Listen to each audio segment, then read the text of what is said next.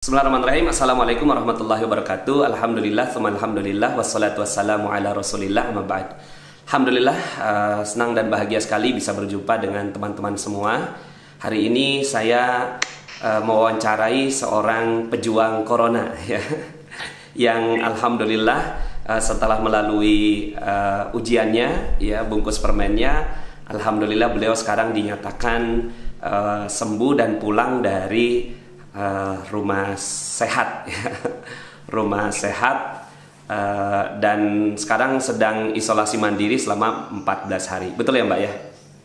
Iya betul, betul. Boleh tolong bisa diceritakan ya bagaimana Assalamualaikum warahmatullahi wabarakatuh. Ya, awalnya gejala-gejala yang saya rasakan itu 10 hari. 10 hari itu demam, kemudian mual, sempat muntah-muntah juga, kemudian sendi-sendi linu. Nah, sampai dengan kemudian batuk terus-terusan. Nah, kemudian saya mulai curiga, wah jangan-jangan tipes nih. Nah, akhirnya saya mencek ke salah satu rumah sakit. Nah, dicek untuk DB dan tipesnya, ternyata negatif. Nah, kemudian saya sudah berobat jalan lagi. Nah, setelah berobat jalan dan meminum obat-obatan yang ada di apotek gitu ya, itu ternyata tidak menunjukkan perubahan yang signifikan.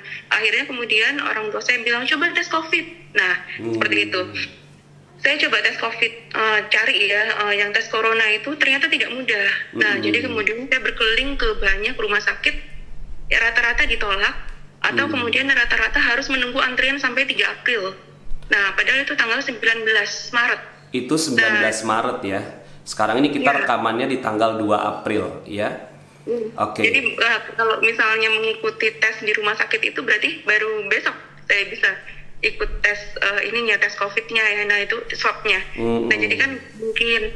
Jadi akhirnya berkat bantuan teman, nah kemudian saya diarahkan ke salah satu rumah sakit yang ada di Karawaci. Nah, di situ kemudian setelah saya ditanya beberapa hal, di screening, nah kemudian di sana cek cek darah, cek paru-paru, kemudian cek toraks. Nah, di sana hasilnya kemudian menunjukkan ada hal yang tidak normal. Nah, kemudian saya diagnosis sebagai PDP karena di hasil toraksnya itu ada pneumonia. Nah, kemudian hasil dari GGO-nya juga positif gitu ya. Nah, jadi kemudian akhirnya saya diisolasi 2 hari. Saya sempat waktu itu ngechat Ustadz Nasrullah juga ya, yang pada saat waktu kondisi tenda isolasi itu Masya Allah luar biasa. Itu diisolasinya memprihatinkan ya. Di mana diisolasinya? Di tenda isolasi di Siloam. Jadi di tenda isolasi itu 2 malam di tenda tentara, dan kemudian tanpa minum, tanpa makan, tanpa minum, harus disupport oleh dari luar. Nah, itu berkat bantuan dari CTMR Korwil Banten, itu Ibu Anis Rahmawati dan kemudian Pak Yusuf. Nah, itu kemudian saya disupport suplemen, disupport makanan, bahkan bantal, sampai dengan selimut itu nggak ada sama sekali. Dan kami tidak boleh keluar, bahkan ke ATM pun nggak boleh kontak dengan orang luar. Di tenda itu, tendanya ditutup rapat, tidak ada ventilasi. Nah, jadi kemudian pintu luar pun itu dihalang-halangi oleh kursi roda supaya kami nggak bisa kemana-mana, dan itu sangat panas sekali sampai beberapa orang dehidrasi, bahkan ada yang pingsan. Ada berapa orang di sana? Di satu tenda itu ada berapa orang? Di tenda itu sekitar kapasitasnya 8 orang. Oh, 8 orang. Ya, nah jadi sampai ada yang kemudian karena saking kepanasannya tiduran di paving block gitu ya, karena kan itu tendanya di luar ya. Di jalanan ya. Di jalanan. Nah, kemudian tapi di sana saya tetap berusaha berbaik sangka ya, wah ini bungkus permen. Nah, jadi kemudian di sana selalu wow keren. itu selalu pokoknya yang itu nggak ada pikiran negatif sedikit pun waktu itu. Nah, jadi tetap kemudian saya mengucapkannya itu la ilaha illallah al-malikul haqqul mubin ya, Muhammadur Rasulullah sallallahu alaihi wasallam, itu aja terus sampai akhirnya saya memberanikan diri untuk menchat chatting dengan Ustadz Nasrullah ya waktu itu. Alhamdulillah kemudian setelah 2 hari di tenda, kondisi saya semakin drop. Nah, itu karena kurang ventilasi juga. Akhirnya saya punya asma, itu sesak. Jadi pada saat sudah sesak, nah kemudian di sana kebetulan di malam kedua itu saya dipanggil oleh dokternya. Jadi kemudian ya udah berobat jalan aja di rumah. Saya sempat heran loh. Status saya PDP, suami saya juga PDP, kok kemudian suruh keluar gitu. Nah, jadi kemudian tapi tidak ada yang kebetulan. Pasti kemudian ini atas izin Allah, ya udah akhirnya saya keluar. Tapi saya nggak berani ke rumah. Karena saya nggak berani ke rumah, karena saya sadar statusnya PDP, kan harusnya dalam pengawasan sampai hasil swab keluar. Nah, jadi kemudian saya juga nggak berani ke Bandung, karena di Bandung anak-anak saya sudah dititipkan di Bandung. Nanti saya kalau PDP khawatir menulari orang tua saya dan anak-anak saya. Jadi akhirnya dari jam 11 malam sampai jam 5 pagi saya nunggu di mobil. Tetap yang menguatkan saya itu istighfar dan kemudian selalu berzikir. Nah, itu yang menguatkan saya. Iya. Suami PDP juga? Suami PDP juga. Qadarullah PDP juga. Itu gimana ceritanya? Kok bisa dua-duanya kena PDP itu? Ada cerita apa keluar dari mana gitu? Nah, kebetulan saya sempat bertemu dengan beberapa teman yang dari luar negeri juga, ada meeting juga mungkin, atau banyak hal Ustaz, atau karena kemudian di bandara, kalau kata dokter juga mungkin pada saat di bandara, nah karena imunnya turun, sedang capek, nah itu mudah untuk kena. Jadi banyak hal sih. Nah, jadi tapi kalau teman-teman saya yang dari Singapura, yang dari Australia itu sehat-sehat aja sampai sekarang. Nah, jadi memang ya udah atas izin Allah. Iya. Nah, kemudian setelah dari situ, dari tenda itu, kemudian setelah itu setelah dari tenda saya ke mobil. Selama jam 11 sampai jam 5 pagi saya masih berpikir ini gimana ya. Jam 11 malam. Nggak berani kemana-mana. Jam 11 malam. Nah, jam 11 malam. Sampai jam 5 pagi. Sampai jam 5 subuh. Akhirnya saya terus suami di mana suami? Saya ingat, saya punya saudara yang dokter di Surabaya. Saudara sepupu, saya coba chat. Saya kemudian tanya, kok saya PDP, saya bisa keluar, saya malah disuruh keluar gitu. Nah, kemudian saya coba ini hasil scan saya, paru-paru saya sehat nggak? Kalau misalnya saya sehat, saya mau ketemu sama anak-anak saya gitu, karena udah kangen. Nah, jadi kemudian itu tanggal berapa itu? Ya. Tanggal berapa? Hari ketiga. Hari ketiga. Berarti tadi tanggal 21 lah ya? Ya. Nah, jadi kemudian setelah oleh saudara sepupu saya yang dokter itu dicek. Wah, jangan keluar, ini ada GGO, ini kemudian ada pneumonia, viral pneumonia. Ini merupakan ciri khas dari COVID-19. Jangan kemana-mana, bahaya gitu. Nah, jadi kemudian minta aja dirawat lagi, tapi kan nggak memungkinkan ya, kan karena saya udah disuruh keluar. Nah, jadi akhirnya sebentar saya kontak dulu dengan teman-teman saya yang dokter, akhirnya di-share di WA grupnya para dokter itu. Nah, para dokter juga menyarankan jangan keluar. Harus segera dirawat. Nah, jadi itu kondisi saya udah karena ventilasi yang kurang tadi, asmanya mulai kambuh, itu mulai sesek, nafasnya udah mulai pendek. Nah, jadi akhirnya saya kemudian diarahkan, alhamdulillah itu ada salah seorang dokter yang merupakan dokter di RSPI Sulianti Saroso di grup itu. Akhirnya kemudian menyarankan, ayo cepat ke Sulianti Saroso dan kemudian di sana langsung ke IGD. Nah, jadi akhirnya alhamdulillah suami saya dalam kondisi PDP juga, dalam kondisi masih demam, lemas juga itu. Akhirnya nyetir dari Siloam Karawaci itu sampai dengan ke Sunter Sulianti Saroso. Waduh, jauh juga itu ya? Jauh. Berapa? 1 jam lebih ya? Iya, kayaknya nggak nyampe-nyampe gitu ya Ustaz. Allah. Nah, jadi akhirnya sampai sana, ya alhamdulillah. Nah, jadi kemudian banyak sekali yang di sana memang, dan rata-rata sudah membawa hasil ronsen, kemudian hasil cek darah. Jadi semuanya itu rata-rata udah suspek lah gitu, suspek COVID gitu. Nah, jadi kemudian saya di sana kemudian terus dibantu oleh dokter di RSPI Sulianti Saroso itu sampai dengan dicek di IGD, dicek dulu sama dokter paru kondisinya, dan kemudian di situ ada resumenya, nafasnya sudah pendek-pendek, sudah lemas, dan kemudian sudah asmanya kambuh gitu. Nah, kemudian saya diarahkan ke IGD.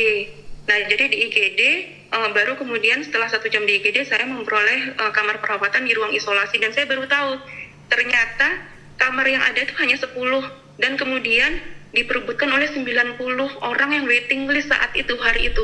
Allah. Itu luar biasa. Nah, jadi kemudian itu berkat doa sih. Saya nggak putus itu, kemudian zikir itu terus. Nah, itu saya kemudian alhamdulillah setelah di sana di ruang isolasi itu saya diinfo kalau misalnya suspek. suspek COVID-19. Nah, berarti itu tanggal 21 ya, pagi ya? Iya, tanggal 21 pagi. Sampai dan kemudian hasil di swab lagi, swab itu sampai dengan 3 kali swabnya. Nah, cukup lama keluar ya.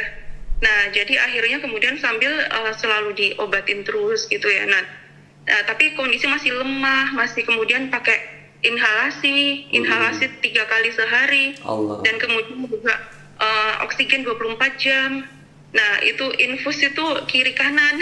Allah. Nah, jadi ya udah, tapi alhamdulillah nggak ada sedikit pun terbersit yaitu hal-hal yang negatif itu nggak, ya udah diterima aja, ikhlas, pasrah gitu ya, berserah.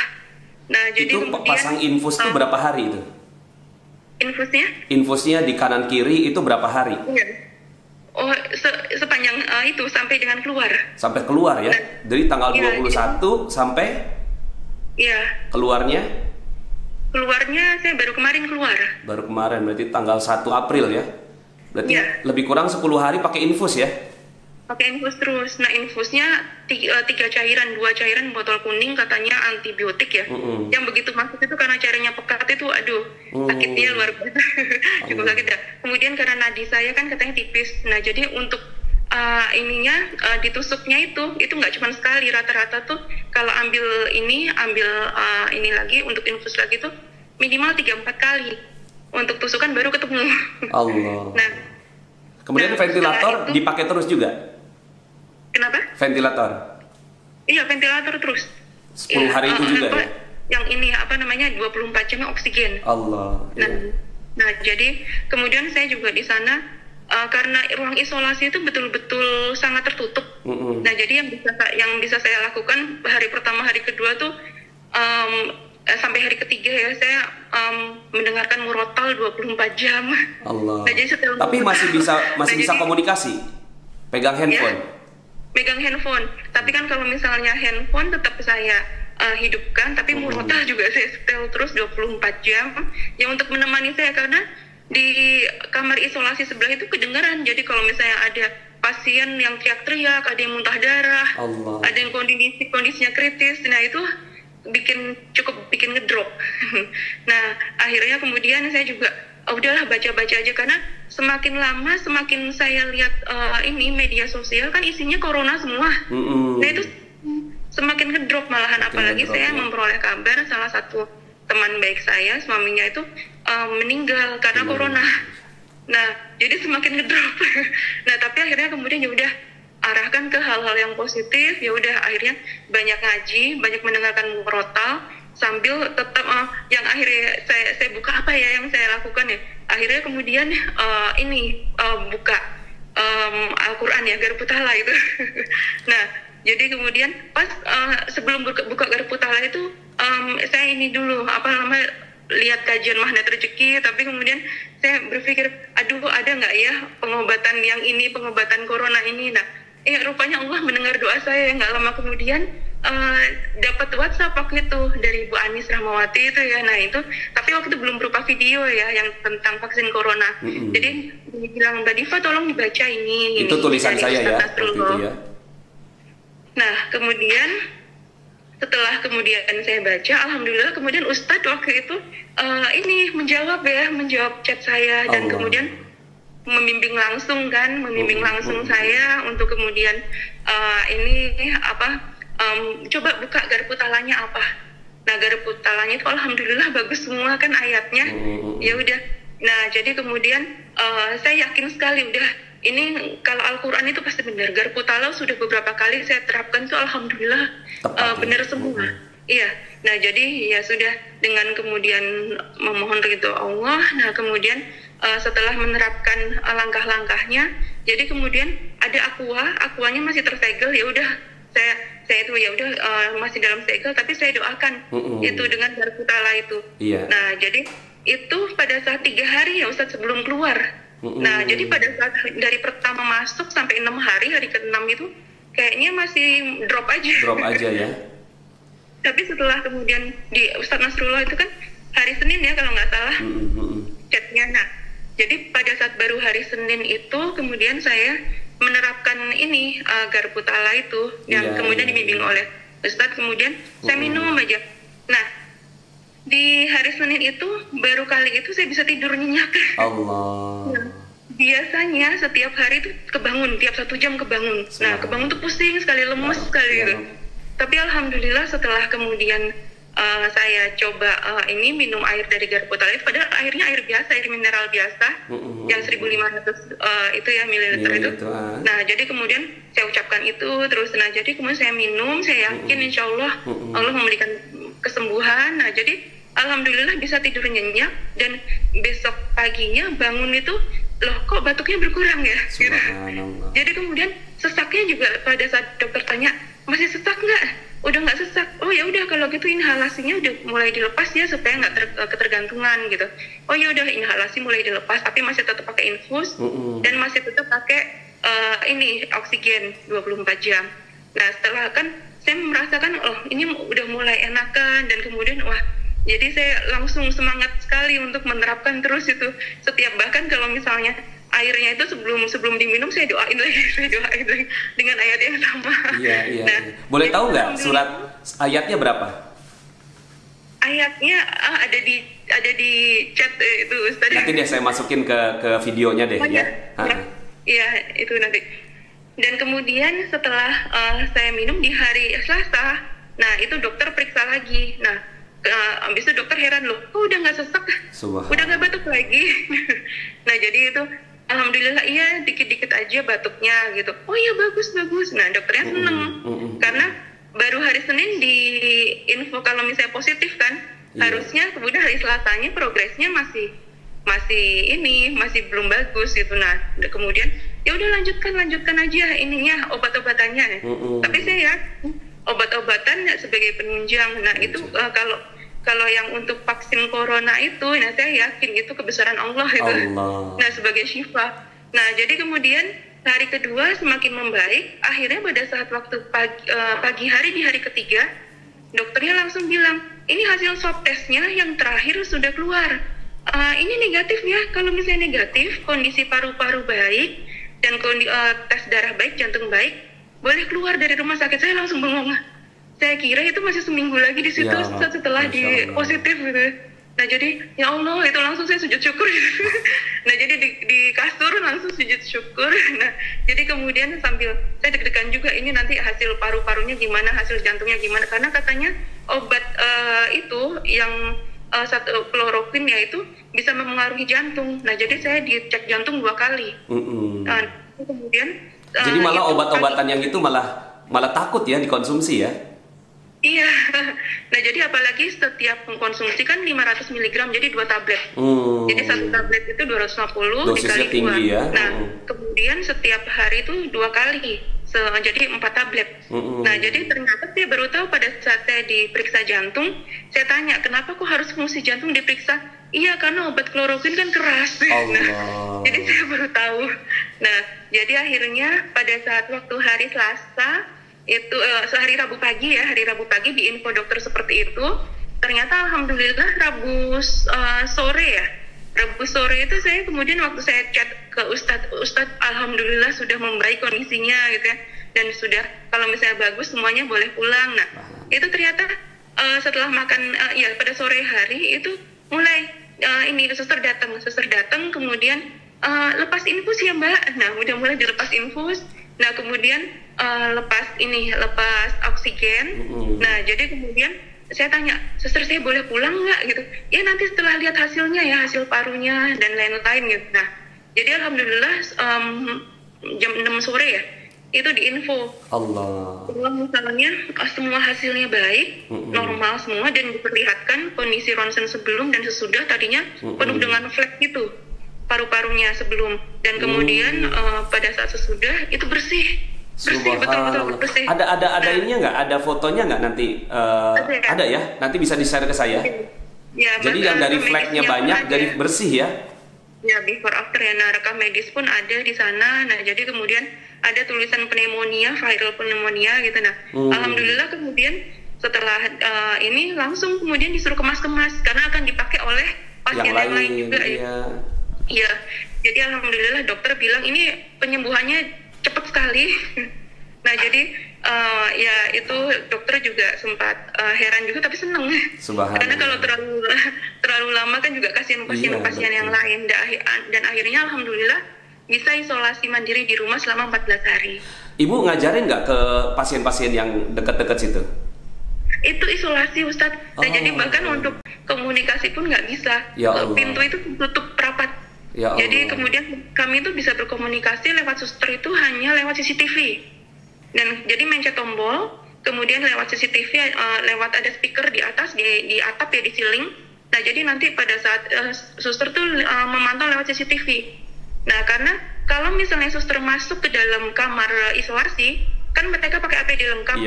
Nah, jadi APD lengkap itu harus kemudian pada saat masuk ke kamar saya misalnya, setelah keluar dari kamar saya itu harus dibuang.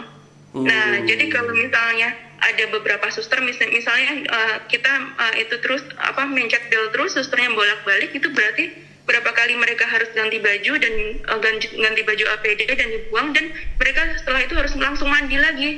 Jadi bahkan suster bilang saya sampai 10 kali mandi. Allah. Jadi sampai ada yang suster-suster itu udah mulai pilek-pilek karena kebanyakan mandi katanya. Oke, ini pesannya apa nih buat teman-teman yang menyaksikan video ini gitu ya? Ibu ada pesan-pesan buat teman-teman, kan sekarang juga kan banyak nih pasien-pasiennya ya, dan juga yang ada juga yang masih sehat begitu ya? Iya. Nah, pesan saya sebenarnya kalau misalnya virus corona itu kan sebetulnya imun kita, tergantung imun kita. Ya? Kalau imun kita lemah, nah itu virusnya masuk. Tapi kalau imun kita kuat, itu imunnya akan naik gitu. Jadi kalau misalnya yang pertama sih hindari hal-hal yang negatif, pemberitaan negatif. Oh, gitu jadi malah berita ya. Jadi hindari ya berita-berita yang nggak bagus ya. Iya. Nah, termasuk juga ubah kata-kata. Nah, mengubah kata menjadi yang lebih positif. Kayak waktu saya dibilang, wah saturasinya rendah sekali gitu. Nah, itu kan saya langsung, saturasinya belum naik. Nah, jadi kemudian juga ini ilmu magnet rezeki yang berjudul disiplin kata ya. Iya, disiplin kata. Kemudian ini tensinya tinggi sekali.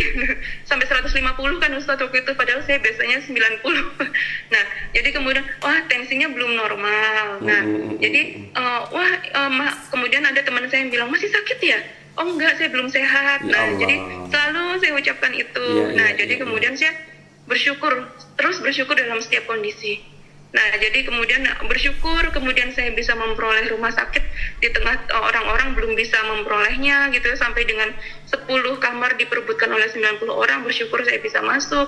Bersyukur kemudian saya bisa punya teman-teman yang mensupport saya. Bersyukur saya bisa punya orang tua yang bisa menjaga anak saya dikala suami saya dan saya lagi sakit ya. Bersyukur juga saya pas membaca dan kemudian itu tadi vaksin corona tadi. Nah, jadi kemudian saya bisa langsung menerapkan dan alhamdulillah itu melalui wasilah Ustaz Nasrullah itu. Iya, Allahumma sholli ala sayyidina. Jadi tulisan saya atau video saya berjudul vaksin corona ini sangat direkomendasikan sama Ibu ya.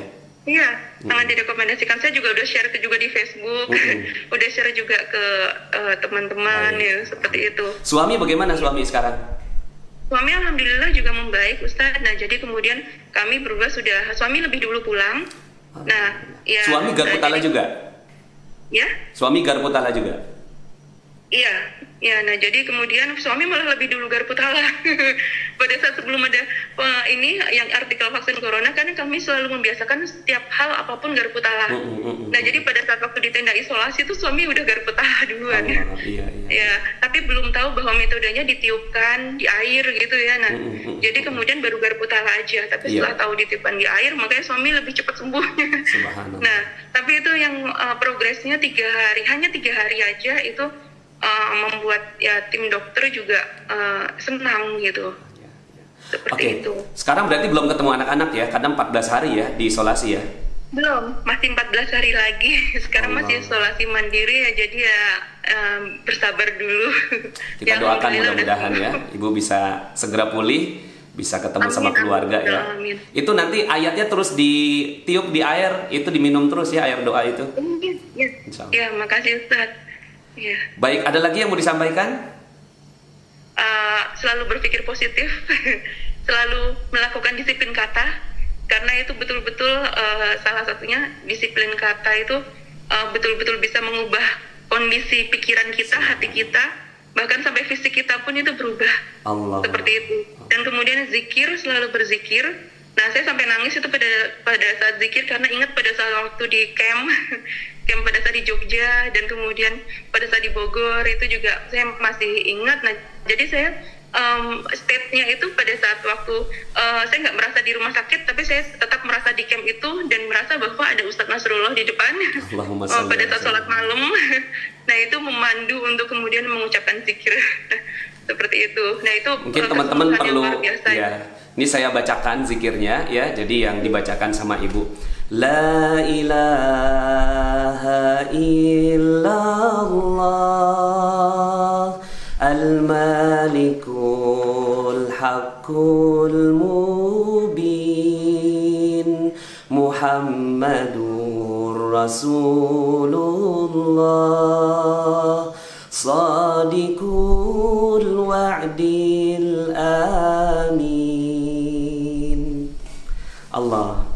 Mudah-mudahan saya doakan ya Ibu segera pulih ya, dan kita berdoa mudah-mudahan video ini bisa menginspirasi ya teman-teman yang lainnya, baik yang masih sehat maupun yang sekarang sedang berjuang dan berjihad. Segera kita doakan agar corona ini bisa hilang dari Indonesia ya, berdamai ya corona ini dengan kondisi tubuh kita, dan kita beraktivitas seperti biasa. Dan ini yang paling saya harap ya, bahwa ilmu Garpu Tala ini malah membuat orang kembali kepada Al-Quran. Kita akan buktikan bahwa Indonesia, Malaysia, Nusantara ini ya akan menjadi anomali di saat semua orang pada panik ya, kemudian di saat semua orang pada tidak mendapatkan vaksin, tapi kita sudah duluan mendapatkan vaksin, tanda petik ya, vaksin dari Allah Subhanahu wa Ta'ala. Baik Ibu, terima kasih banyak ya. Salam pada keluarga ya. Semoga Ustadz Nasrullah dan keluarga serta keluarga besar komunitas Magnet Rezeki sehat-sehat semua. Amin. Ya, dijauhkan dari virus corona ini. Tentunya dengan melakukan vaksin corona. Ya, gitu. Baik, terima kasih teman-teman. Itu saja dulu ya.